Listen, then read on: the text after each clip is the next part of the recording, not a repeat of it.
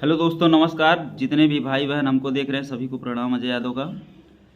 दोस्तों 2 दिन से वीडियो नहीं आ रहा था क्योंकि हम फोकस कर रहे थे अपने काम पे, क्योंकि ये चैनल जो आप देख रहे हैं अजय यादव कॉमेडी ब्लॉग के नाम से है।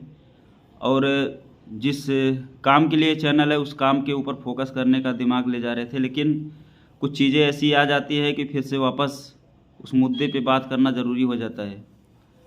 एक चंदा पांडे नाम की बहन है, सिस्टर है, जो कि कुछ टाइम पहले आकांक्षा दुबे के ऊपर उनके तरफ से बहुत अंधाधुंध बयान दे रही थी कि समर सिंह निर्दोष है, ऐसा है, उसको फांसी होना चाहिए, समरवा ऐसा है वैसा है।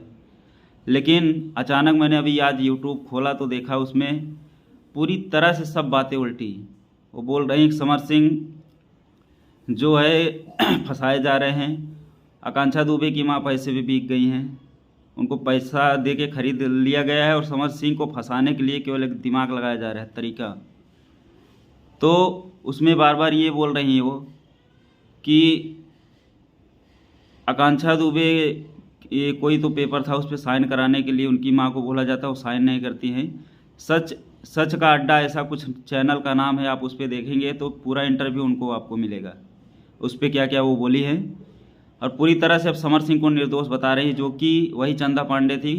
आज से 2 दिन 4 दिन 5 दिन पहले आप देखेंगे आकांक्षा दुबे की तरफ से भरपूर मदद का गुहार, न्याय के लिए गुहार लगा रही थी। अचानक क्या हो गया, क्या दिमाग में चलने लगा उनका कि पूरा माइंड, पूरा हर बातें समर सिंह के पक्ष से बोलने लगी हैं।